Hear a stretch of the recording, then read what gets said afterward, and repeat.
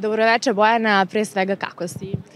Dobroveče, pa hvala na pitanju, odlično, odlično. Nekako kraj ove godine, za par dana, kako bi ti opisala 2024. godinu? Pa meni je 24. godina bila super, mislim, u svakom smislu, i poslovno, i privatno, i baš na svim poljima. Tako da bi opisala kao lepu novu godinu. Sad ima tu i loših i lepih strana, ali ove loše ćemo zaboraviti i sećat ćemo se samo lepi. Upravo sam htjela te pitam šta je ono što bi obrisala, a šta je ono što bi istakla kao najbolja stvar koja ti se desila ove godine? Obrisala bih neke događaje koji su vezane za neke moje, na primjer, prijatelje, ali ili je neko bio bolestan ili nekome nešto falo u tom smislu, inače generalno sve je bilo okej drugo. Te neko razočarao u ovoj godini? Pa nije me niko razočarao. Mislim, imam dovoljan broj godina da mogu da biram društvo i da sebi ugodim, tako da nemam ja stvarno loše prijatelje. To što imam ih malo, ali vredni su. Sa kim ćeš dočekati novu godinu? Koga ćeš poljubiti tačno u ponoć? Pa to ne znam, ko mi bude prvi čestitao ili ja ko mi budem prva čestitala, jer nova godina je radno kod mene. Obično kako pevačice kažu klavijaturistu ili kogo da je tu pored? Pa zavisi da li će biti kolege pevači, mislim, ili gosti, sve zavisi, ali tako ja sam radno za novu godinu i za 31. i za 1. Boga mi do 5. nema me kući, tako da mojima ću čestitati kad se vratim. Jel ti nedostaje to malo porodično okupljanje i da te praznike provodiš sa svojom porodicom ili si prosto navikla da nova godina bude radna? Pa ja mislim da svim pevačima tu uvek nedostaje taj porodični, taj kutak i to slavlje u krugu porodice, jer definitivno mi smo uvek na terenu, radimo, uvek smo radno za svaki praznik. Tako da ja mislim generalno da svima nama to nedostaje i to je mnogo lepo. Ja sam imala prilike da pre nekih 4-5 godina slavim sa porodicom i bilo mi je prelepo. Tako da bit će tu još godina. Odlučit ću se na taj korak da uživam sa mojima kući. Kažete mi, kako biste trenutno opisali muzičku scenu kod nas? Sad u kom smislu muzičku scenu? U smislu... Pa pevača, ovih novih pesama, novih dešavanja. Pa ne pratim ja previše, stvarno ne pratim previše, imam dosta posla, radim puno i ne stignem ni da gledam TV. Realno, kad sam kući, ja gledam neki film ili nešto tako, nađem neku sebi za animaciju, volim te naučne programe da gledam. I tako, mislim, te neke istraživačke emisije. Ali generalno ne gledam mnogo, ne pratim kolege, pa sve u svemu, mislim, nema šta da kažem tu. Svako radi svoj posao, svi se trude na svoj način da održe karijeru, tako da neka im je se sreće. Je teško održati karijeru u današnje vreme, s obzirom ima toliko novih, mladih, sad preko noći nekako mogu da postanu zvezde, kogod da požele, ali to kratko traju. Pa jeste teško u svakom smislu, vi morate uvek da budete u toku, uvek morate da izbacujete pesme i sad imam puno pesama, na primjer, koje se meni ne sviđaju, ali se drugima sviđaju. Tako da jednostavno treba pevati, sve treba pevati, pa kome se šta sviđa, nek bira, pa nek sluša, šta da kažem. Jel pamtiš, koji tebi od kolega bio, da kažemo, podrška na samom početku? Koga bi ti tu izdvojila? Pa, dobro, mislim, ja sam, da kažem, povratnik. Ja sam prvo radila sa grupom Bona Mi dugo. Mi smo i bili u vrhu ove scene, što se kaže, srpske scene. Vaše pesme nekako i dan danas se pamte, eto, koliko godina, Magla, nema ko tu pesmu ne zna. Koliko je teško danas naći dobar hit i takvu pesmu da posle toliko godina bude i danas mlađe generacije znaju tu pesmu? Pa to se posreći. To je ono što, nama se konkretno ta pesma Magla nije toliko sviđala, ali eto, ona je postala hit. Nama su se sve druge pesme više sviđale nego ta Magla, ali eto, Magla je prošla i Magla i dan danas, posle koliko godina hit, i uvek se sluša rado, mislim, i uvek mi traže kad negde radim.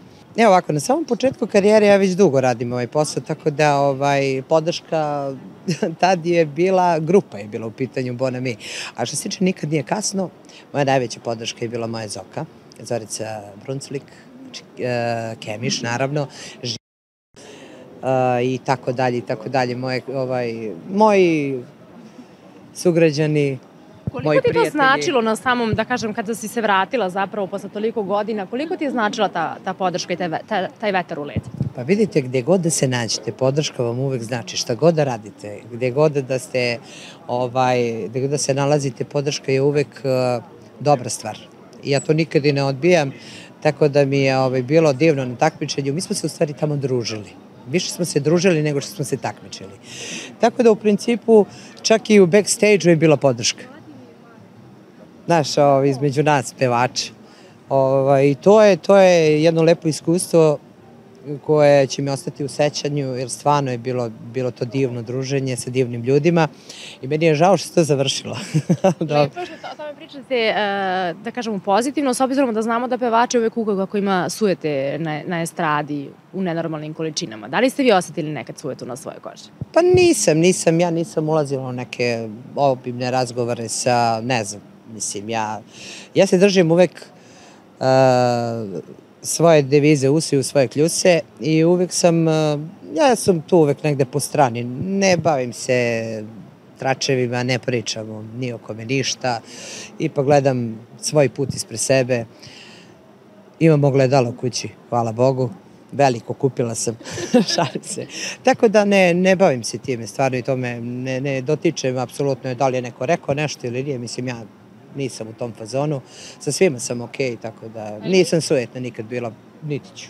Ali mislite da je potrebno da se napravi neki skandal kako bi neko privukao pažnju i bio u centru pažnje i da... I kako komentarišete sve te vaše koleginice koje to prosto rade kako bi privukli pažnju? Pa ne znam, meni što se skandala tiče, mislim, meni je to bez veze. Znaš, da bi se nešto pisalo, ja napravim skandal, šta da radim, da skočim s mosta, šta, mislim, ne razumijem. Napravim neki skandal, da se posvađam s nekim, da ga ispsujem, šta je poenta toga. Ne bavim se time, to je meni bez veze. Baviš se svojim poslom, pevaš, radiš, baviš se muzikom, novim pesmama, na primjer, to je za mene uspeh i to je karijera i to je posao nas pevača koji mi trebamo da radimo. Reci mi, ko ti se od mlađih kolega sada dopada? Ima neko koga bi izdvojila i sa kim bi možda voljela da snimiš neki duet ili neku saradnju? Pa, pazi, ja sve moje kolege, mlađe i starije i mlađe, cenim i poštujem i svi su mi dragi, svi su mi okej, mislim, ja sam sa svima stvarno dobra, ni sa kim nisam na nekoj ratnoj nozi, da kažem. Sa svima sam super, pa mislim, ne znam koga da favorizujem specijalno nešto, svi su mi dragi. To su aktualne Teja Terović, Aleksandra Prijović, Milica Pavlović, čije si ti strane, koja je tebi tu po tom senzibilitetu možda da kažeš? One su mlade, ovako, mlade, lepe devojke, sve su oni meni okej, lepo rade svoj posao, profi, trude se, nemam favorita tu, znači sve su mi slatke onako i to je meni okej. Skoro sam pročitala kako si izjavila da su sada sve izbotoksirane, izoperisane. Da li misliš da je sada više u prvom planu izgled nego pevanje? Pa dobro, to što se tiče estrade, to je uvek pratilo pevačice, pogotovo pevačice i pevači i pevačice, da taj izgled je nekad bio mnogo, u stvari u muzici je po meni bitniji glas, znači bitna je interpretacija. A što se tiče manekenstva, onda je bitan izgled. Međutim, to se sve nešto pomešalo, tako da je na estradi uvek u poslednjih, znači 20 godina bitniji izgled nego, pa nije 20, 30 godina, bitniji izgled nego kako peva ko.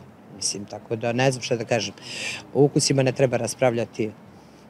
Svako sluša ono što voli, svako bira svog pevača, svako voli da sluša neki određeni glas njemu specifičan, njemu mio, tako da to je izbor nad publikom. Da li biste vi neku estetsku intervenciju uradili? Pa ja ništa nisam radila konkretno, još se borim, ali mislim da neću. Mislim da ću dostojanstveno stariti, ali nikad se ne zna. Čovjek poludi, pa šta se zna, šta znam. Rekli ste da ste povratnik i da ste vi pre pevali sa vašim bendom. Gde su oni? Šta sada rade? Da li možda planirate da opet se nekako okupite, da opet snimite neku pesmu zajedno? Pa dobro, to je već davno smo se mi razišli. Prošle, boga mi, puno godina. Neki su u Švajcarskoj, neki su u Australiji, neki su i tu u Srbiji. Pa ne, nećemo se okupljati sigurno, što možemo se okupimo ovako da se družimo na piće i tako to, ručak, večera, druženje neko, ali što se tiče svirki, svako je otišao svojim putem, svako je našao neku svoju zanimaciju u životu, tako da mislim da što se tiče toga, ne verujem da ćemo se ponovo. Je lakše bilo u bendu ili kada ste solo pevač?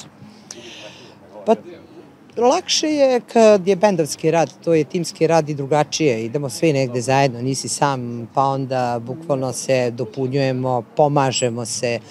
Nekako, ja sam uvijek bila za taj timski rad.